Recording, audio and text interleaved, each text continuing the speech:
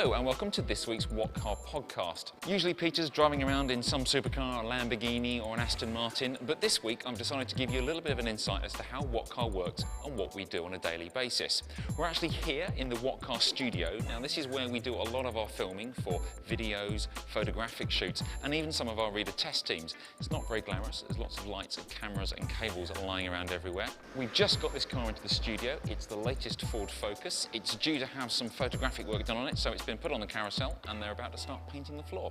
So what else have we got for you this week? Well, we've got some extra coverage from this year's Geneva Motor Show. We've also got Will Nightingale looking at the latest Mitsubishi Evo 10. But first, let's have a look at the What Car studio again. We put the car on the carousel because it gives us a great deal of flexibility. We can photograph the car from almost any angle, giving you a really good idea of what it's going to look like in the flesh. I'm here in windy Warwick at the launch of Mitsubishi's new Lancer and its bonkers brother, the Lancer Evolution 10. Here we are inside the standard Lancer.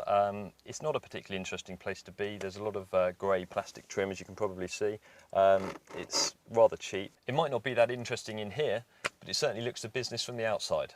Probably the most interesting thing about this car is the massive spoiler on the back. It's a family car, only available in 2-litre diesel and 2-litre petrol engines, so we're really not sure why it's there.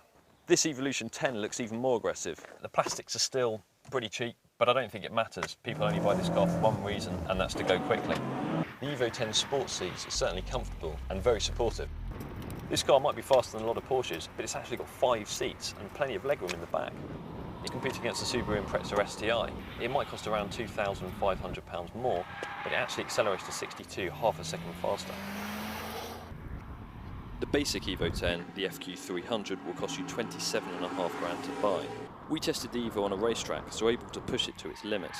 Grip levels were hugely impressive, as you might expect, but the ride was surprisingly supple. On paper and initial impressions, the Evo 10 looks more than a match for Subaru's Impreza STI. We're not convinced the Lancer will cut it with the best rivals in its class, but look out for full video road tests later in the year at whatcar.com.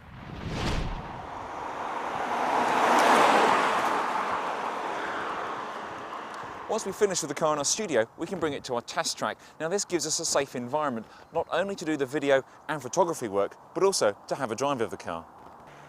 Because we have the car on a test track, we can do things we can't ordinarily do on the open road. This might include 0 to 60 acceleration tests, extreme braking, and extreme handling.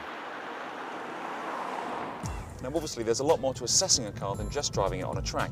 We need to drive it on real roads, and that's the only way we can assess and see just how good it's going to be for you.